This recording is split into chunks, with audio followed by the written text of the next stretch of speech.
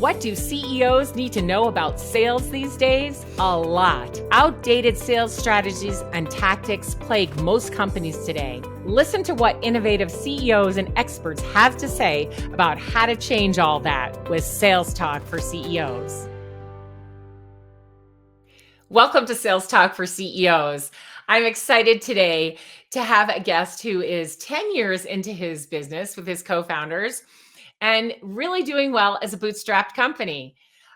He, like many other founders, invented what he sells now because he had to solve a problem that he was having while working, right? And so a lot of us out there have designed things to solve for what we need because we couldn't find it in the marketplace. So I'm super excited today to hear the story of Sujan Patel. Thank you so much for being on. And Sujan is from Mailshake. I keep wanting to say milkshake, but it's Mailshake. Welcome to the show. Yeah, thanks for having me. Excited to chat and share my hard-learned lessons. Yeah, yes, we all have a lot of those. So first, let's start off. Just tell us a little bit about Mailshake and what it does. Yeah, so Mailshake is a simple, kind of easy to use sales engagement platform. So you can set up like automated sequences and things to think about it for like a sales perspective, pre or post demo. Most common use cases, folks going outbound to, find prospects and whatnot. Started off as email, and now you can kind of do email, LinkedIn, dialer, so multi-touch kind of approach. And we started it much like any cliche founder story.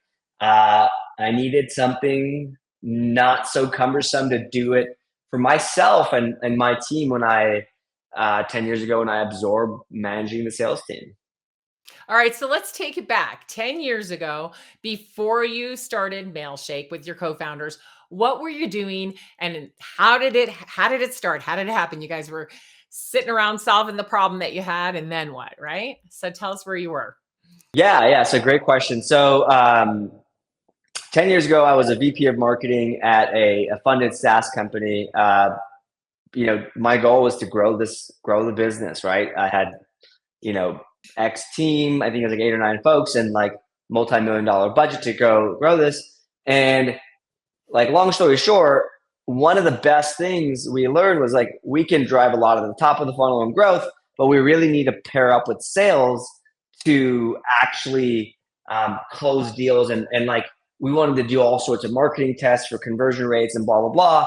And we needed somebody, folks in the sales team to kind of like join us so that they can kind of, okay, try it this way. Now try it this way, try this approach and what have you. And so effectively what I realized first started with me like working with the sales team, and then effectively I took over the sales team. And so now I have like 20 something people and my background's in marketing. So I was like, I don't know what you guys, I've always kind of done some sales here and there, but like never like a full-fledged head of sales or anything like that. And I was like, okay, let's just walk through the basics. So I had some one-on-ones with folks, and the biggest, like the dumbest, simplest thing they were not doing, and it's again, my story is full of cliches, which is, typical salesperson focuses on the next deal and the things that are coming at them now versus what they have in their existing pipeline. And I'm like, hey team, you've got like 100K here in this pipeline. You've already, like, let's just go close these deals.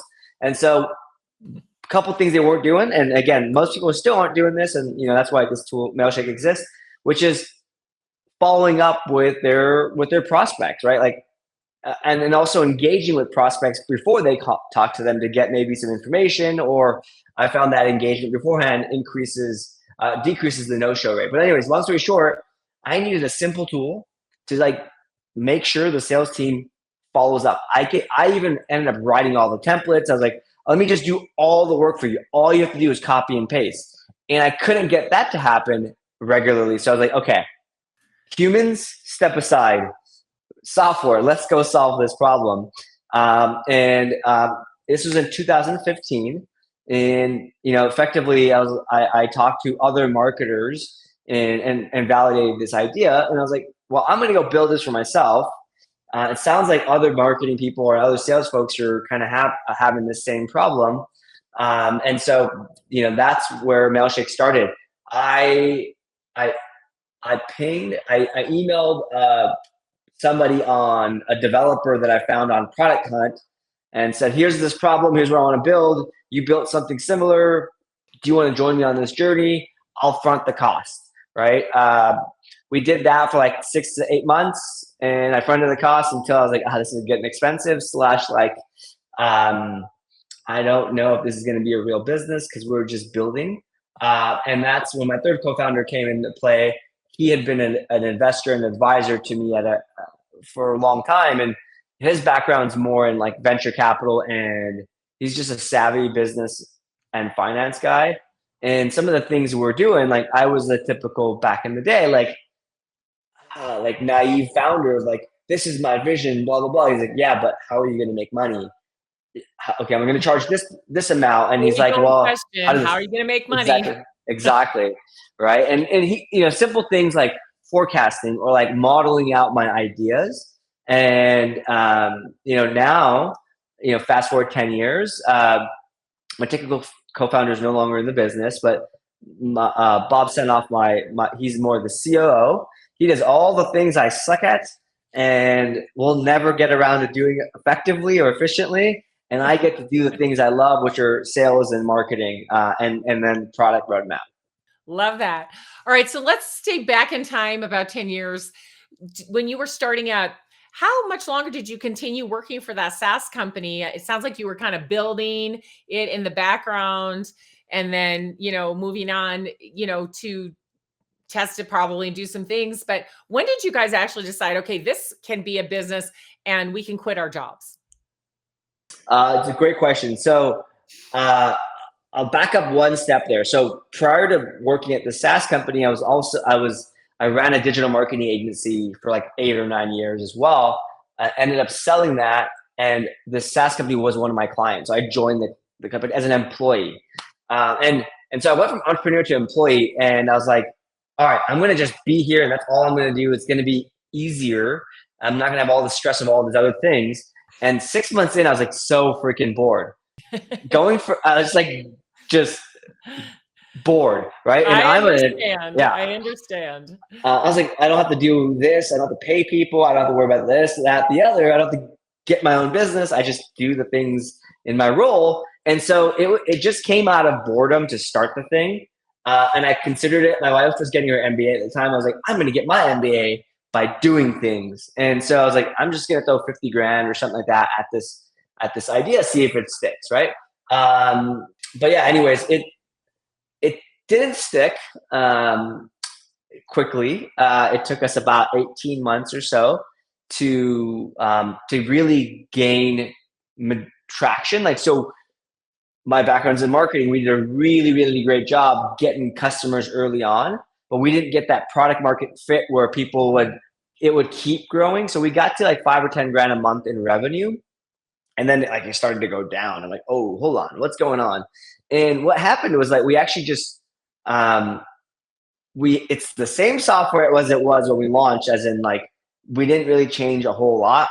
What we changed is the positioning. So we're targeting marketers when we really should be targeting salespeople, right? And marketing people would be like, I like this, but I want this, that, the other, and like 15 other things.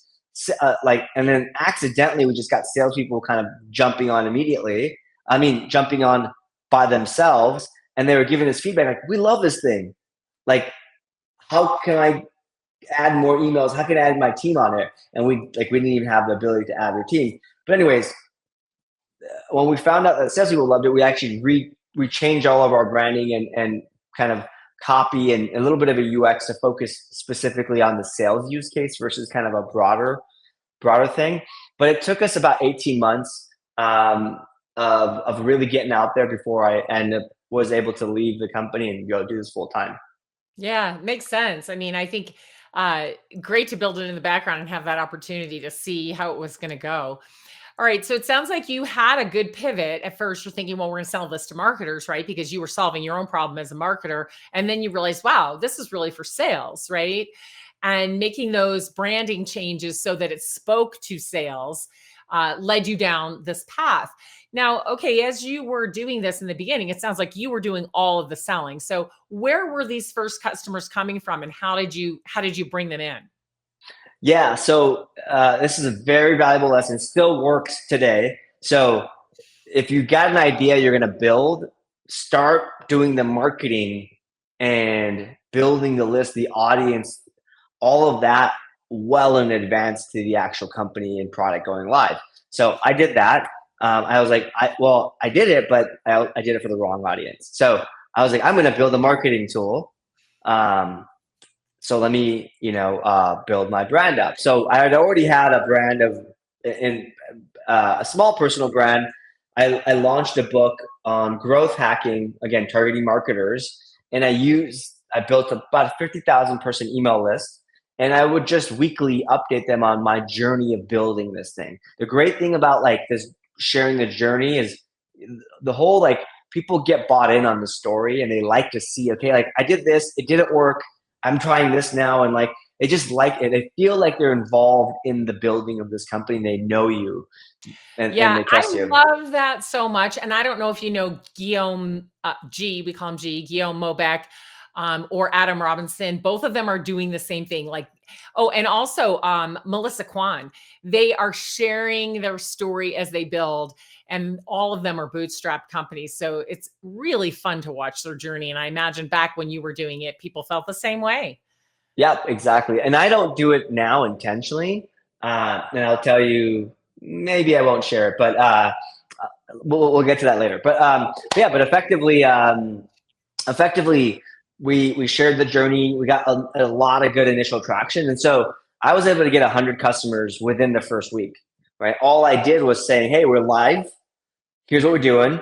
And if I were to do it today, in 2024, I would actually start with building a community first, building an audience, trying to get that from the community to my email list to something I own, and then launch after some feedback. But yeah, and we got a lot of feedback, and then the things we needed to change actually required my technical co-founder to go code for like 3 to 4 months before we could fix the things that we got feedback on. So I should also mention we were bootstrapped from day one, and profitable from day one. So it was one of those like, okay, I don't have much money outside of what I can personally invest. So my co-founder is going to go fix this. Eventually we stopped doing that and said, like, let's put some real dollars behind this. But I wanted to see traction before we throw more money and time at it. Yeah, absolutely. So you built a community, and that's how you were able to get your first 100 customers really quickly and easily. No salespeople were needed. Now, you mentioned that, and was that with the marketing part or the sales part? Because you mentioned you got to a point you kind of plateaued, and that's when you had to pivot. It was kind of, we're getting mostly marketing, but salespeople would creep in there.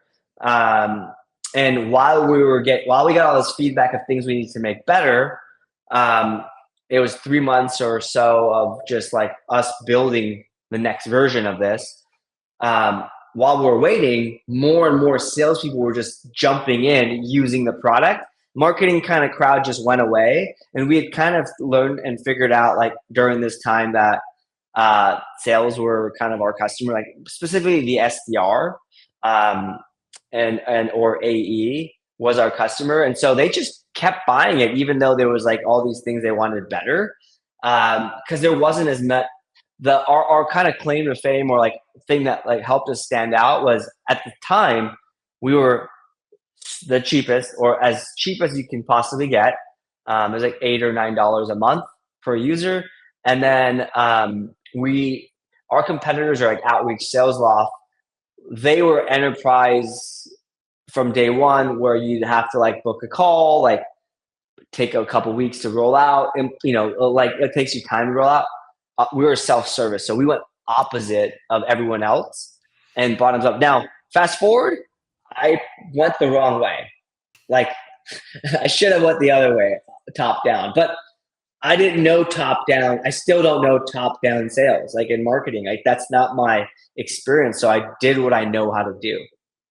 Yeah, and maybe not so bad actually, because if you had gone top down and gone straight to enterprise, you might have needed to go raise money, and then that takes you away from other things. So hard to say, really, which would have been better, right? Maybe you would have grown faster, maybe you wouldn't have. But tell us about where it started to be that you were running the company, your co-founders are doing what they do, and now you need more sales.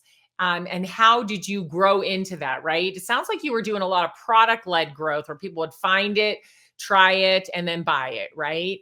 Hmm. And that was working really well for you. But was there a place where you started to switch to having to do more selling work, or whether it was coming inbound and you needed sellers, or outbound and you needed sellers? Tell us about that.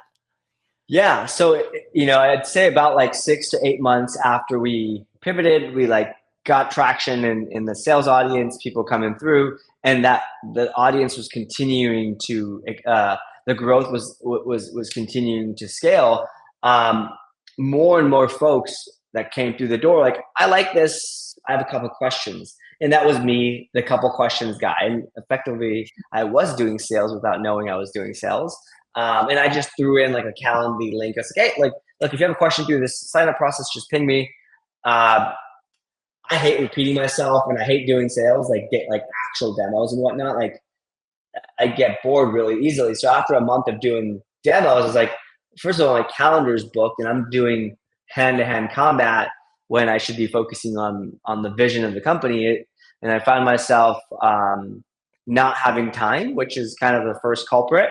And also energy or passion about the thing. So I was like, oh, let me hire a success.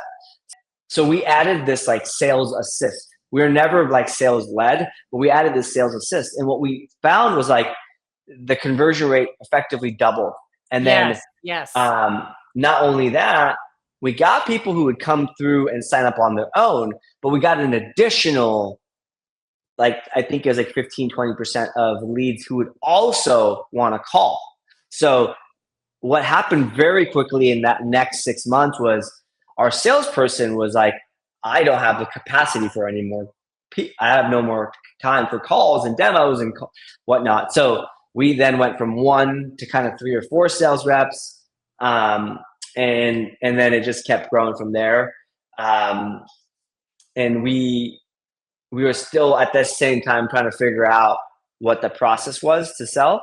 But yeah, we went from one like that one person was kind of a good customer success person as well. And so then, we built out that team as well. So it was more like, it was still very much sales, but it was more like expansion and upgrade revenue based sales while answering and helping, customers essentially. But yeah, it went from 1 to 3 to probably 6 within that like 9 month period afterwards. Wow.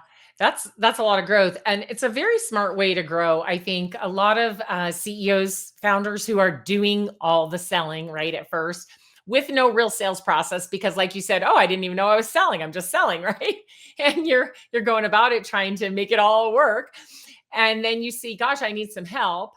And I think for a lot of founders, they go straight to let me hire a salesperson. But really, it's much better to hire that sales assist, like you mentioned, a customer success person, or just really a sales coordinator who can take the repetitive tasks off the CEO's plate, who can follow up with the customers, run the demos, do the things so that you can stay focused on running the company and doing the higher level strategy for sales, and only the things that you can do, right? That the customer Mhm. needed you to do, and building that out. And it sounds like when you figured it out, you didn't have a real sales process in place yet, but it was starting to form. And so you were able to hire some more customer success people, kind of knowing what they were going to do, right? But then they're Mhm. helping convert. And then these sellers who were taking the inbound, oh, we need to talk to somebody before we're going to buy, questions and such. So when did you really start an outbound effort, or did you? We've had many takes, many attempts at outbound. So um, it's really funny, and I'll share proudly, like, hey, as an outbound sales software, we really didn't get our shit together. We're good at outbound for quite some time, but yeah, we tried outbound a couple times. I wouldn't say it started working until maybe just a few years ago in 2022. late 2022. But we've been trying, and the reason it wasn't working from the first early days was like the math just doesn't work on our price point for outbound. If Right. we're PLG, if we're a sales assist, a low ticket item, we the cost of an outbound sales motion, like an AESDR or like however you like tack this together, add it together, we couldn't make money on it. We'd be spending Right. more than we make. Cost of sale way And too high. Absolutely. exactly. So really, when we got outbound working, it was a very small, concentrated effort on a very specific couple of verticals that we knew were the right things. And I would say it's more of like we have 3 verticals we sell to, and that's it. It's $1 million-ish channel, but that's about as big as it probably will get unless the TAM of that vertical gets bigger, or we magically find a new vertical that mathematically makes sense. And So, then, by the way, I yeah. want to just add that like this is not a outbound sales didn't work. It's that outbound sales was peanuts to the other growth of the company. And Yep. so I'm like, I can go spend a lot of energy and money here, or I could keep doing and scaling what's working here.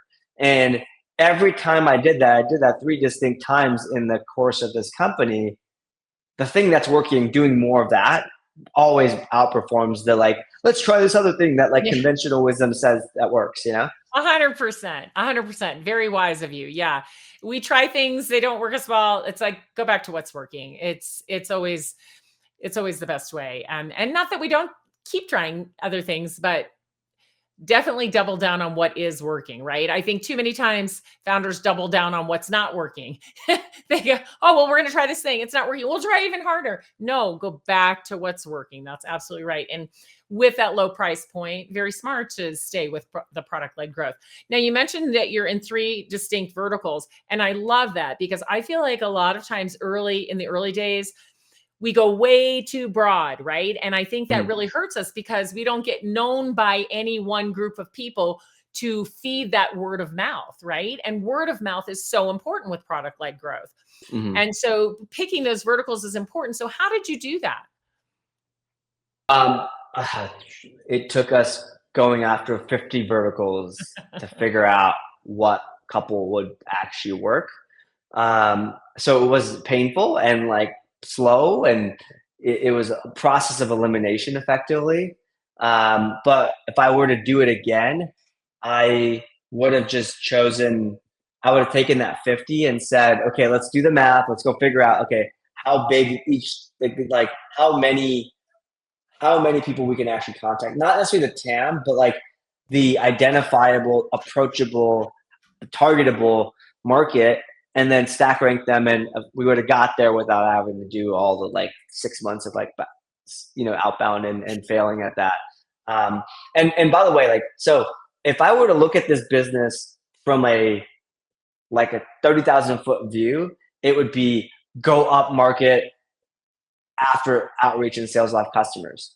Well, that didn't work for us, and it won't, like it unlikely will work for someone else in today's age, because during this time they had, like, those companies have gotten so much funding, they were already conquering the top down. They were effectively like like they were targeting tech companies or whatever. They were just kind of taking up all the oxygen in the room in certain verticals. And so it was like, even if we gave the product away for free, no one would switch over. So we actually found that like we should not go head to head, because that's not what our target market wants. And again, they're, $1 billion valuation, hundreds of $millions in revenue, and we're like, shiny object, we should go after the thing that like is there. And what we found to be even bigger business was like, go after a market that's open, or maybe not so dominated, where there's no oxygen in the room. Well, and it sounds like too, you were more at mid-market and smaller companies where there is a lot of business to be had because these other companies that you mentioned are not really looking at them. They really just want enterprise. And then that leaves a whole unserved market. And I get it. I get why companies want to go after enterprise, but if done well, it sounds like you have, that whole other sector can be very profitable. And I think choosing the verticals like you have is really smart. You know where you do well, you stay in that lane, you speak to those people specifically. They know that you know their industry, their business, right? And then that word of mouth really grows, which is just phenomenal. All right, so here you are today, like almost 10 years in. What does your sales organization look like today? So you got CSMs and you got AEs and what else? And and who leads that? And what does that organization look like? Yeah. We've actually gotten smaller as an organization on the sales front, because we've got way more efficient. And also we've got these different like pathways to kind of sign up. So uh, at the largest, I think we were a team of like 15 sales. Half was inbound. I'd say like three SDRs, three AEs. Oh, actually, four SDRs, two AEs, and then the other piece was the inbound team. We've actually gone through a couple of heads of sales, and I've now taken back over the sales team. We're a lean, mean 5 people, 2 on outbound, the three on they're inbound, but they're full cycle reps. So no AE SDR split, just pure. They're gonna get the demos and they're gonna get the leads and they're gonna close the leads, because we're still our most successful efforts are sales assist, not necessarily like trying to do everything. And there really are answer a couple of technical questions. It's a 1 or 2 call. Usually it's a 1 call close. It's sometimes a 1 call plus a couple emails, right? Or a Loom video close. Now the outbound team, we used to have AEs dedicated for outbound, and then our inbound team would do just the inbound leads. And we actually have now consolidated to where if you're a full cycle rep, you do all leads because we're very specific about who we go after now.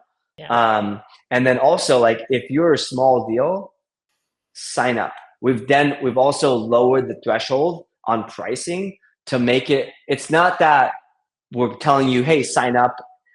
Our sales team is never going to say, don't talk to us, sign up. But we've made the price point even lower so that you're going to self-select the path that you should go on. So I would say we now get 80% or so of new business without a sales assist.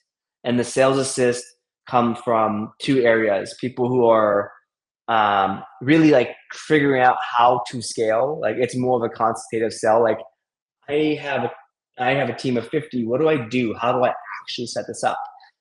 Or they started off as it's an upsell. They started off as 1 to 2, 3 users, and they're like, hey, now I have like 30 people. What do I do? I want to upgrade. So, we used to, at one point in our 10 years, we said everyone has to go through sales. And that's why we had a larger team. But we went away from this PLG and then we're slingshotting back into it and it's working better. The time where we went all sales was during the COVID boom, that COVID bust in 2022-ish. We really had to slingshot back to, hey, let's go back to where we actually truly serve the best customer. Yeah. So back to really the product led growth. And interesting. So do the sales reps handle everything, or do you have some customer success people who can manage some of this as well?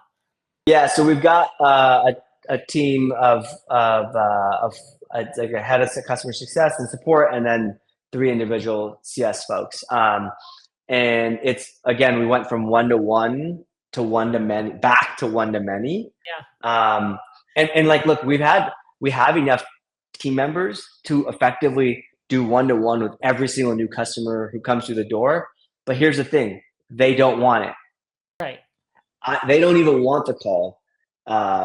they just, that again, the whole proposition of our product was around like simple and easy to use. And so our product serves the like, you don't need to talk to anybody, just go do it. So one to many works well for us. Yeah, really good. So how or who manages the engagement, right? So they buy it, now do they use it, right? And then the retention piece. So does that go back to another team, or is sales handling that as well? That's more of the CS side of things, and or like raise your hand if the customer needs help, and we always monitor churn, kind of retention, and most people are churning, and actually it goes back to the product again.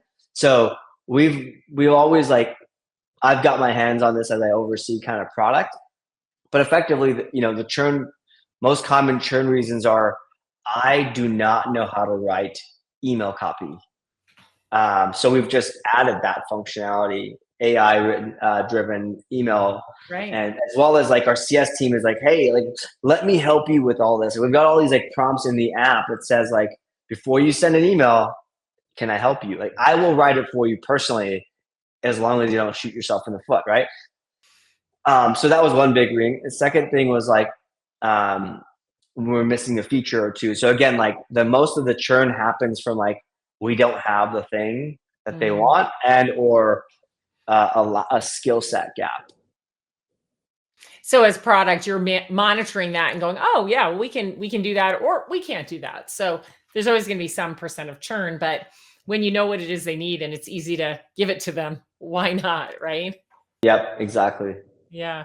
So interesting that you went back to leading the sales team yourself versus having a sales leader.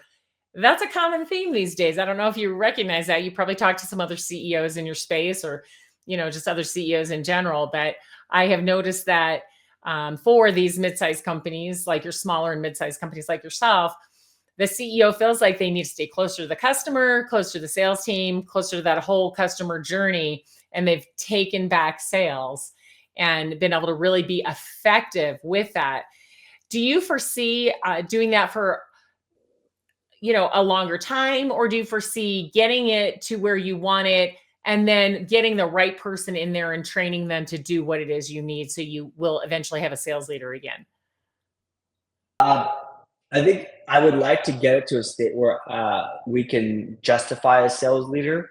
Um, I've got a fundamental problem with having a sales leader, not with sales leaders in general, but like, I find that when your team is not big enough, you end up making things more complicated. You interject. It's like middle management at its worst.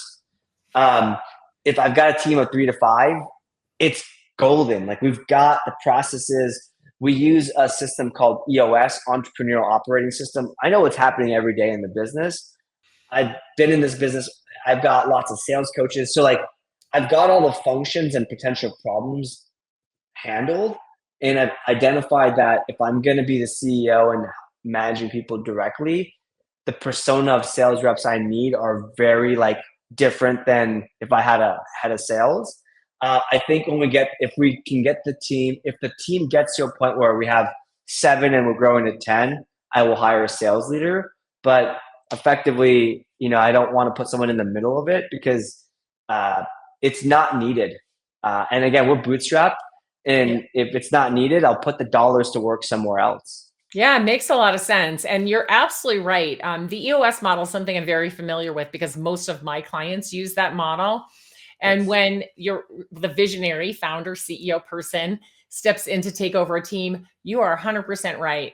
You have to have a different type of person there. They have to be self-motivated, just wind them up and let them go. They know what to do, right? You got to give them what they need so they can do their job. That way you can do your job. And it sounds like Yeah. you've got that dialed in right now. So that's amazing.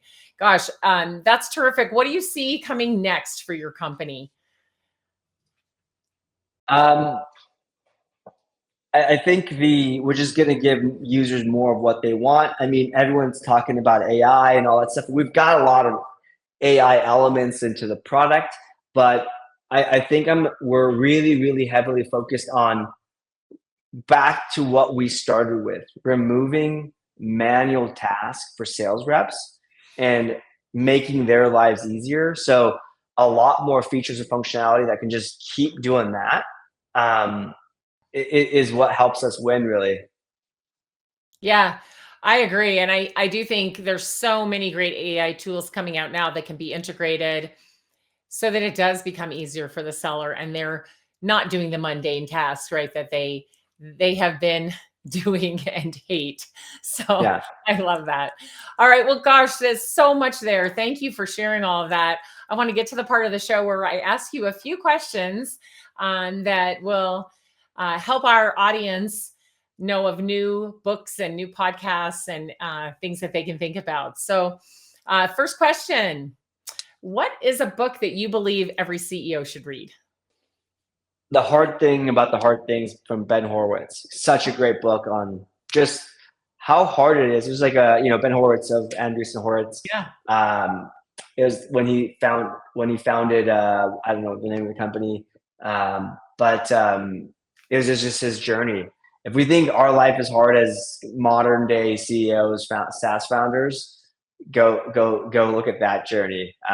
Just super hard, and it builds grit and character. Yeah, absolutely. And the next question, what's a podcast that you love because it makes you think differently? Doesn't necessarily have to be a business podcast. Yeah, I actually only listen to business stuff, or I go into my hobbies and whatnot. But it's a tie between Business Wars and Acquired, but it's the same theme of podcasts. Effectively, I'd say Business Wars is maybe a little bit more relevant or like helpful. And effectively, what that is just like the journey or business breakdown. Sorry, business breakdowns. It's effectively a breakdown of all businesses. Like they'll like go dissect Starbucks and how they started. So and like I love reading autobiographies of folks or biographies of like ex founder, but it's like a 500-page book, and I want to know the 20-minute version of it, and maybe I want to go dig into the details. So it breaks down all kind of how companies started, how they make money, like from LVMH to recently acquired SaaS company to historic Levi's and stuff like that. And what's really cool as a founder is I get all these little things of like, oh, like holy crap, you think Yeah. this company makes money this way, but they actually make 25% of their profit. Like if you look at FedEx, their like overnight shipping is their gross revenue is super high, but it's 2% margins, and it's a lead to their ground shipping, and that's how they make their profit. So like, that gives me ideas of my business. Yeah. Oh, yeah, absolutely. Those are great podcasts. All right, last question. What does every CEO need to know to win in this marketplace today? I think at the end of the day, you need to have one thing that is your differentiator or what you're amazing at, what you're best at. The space is more crowded than ever, and frankly, anybody can build any software now with like accessibility to Stripe, like the payments easy, all the stuff is easy.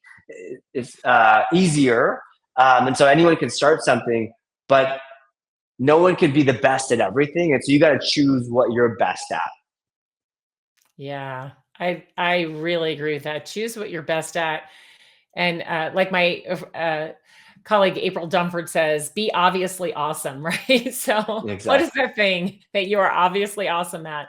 And make sure that people who you want to buy from you understand that completely. Well, thank you, Sujan, so much for coming on the show today. I really appreciate you sharing your journey. And I know our listeners will get a lot out of it. Thanks for having me. That was fun. If you enjoyed the show, please like and subscribe, and we'll see you next week.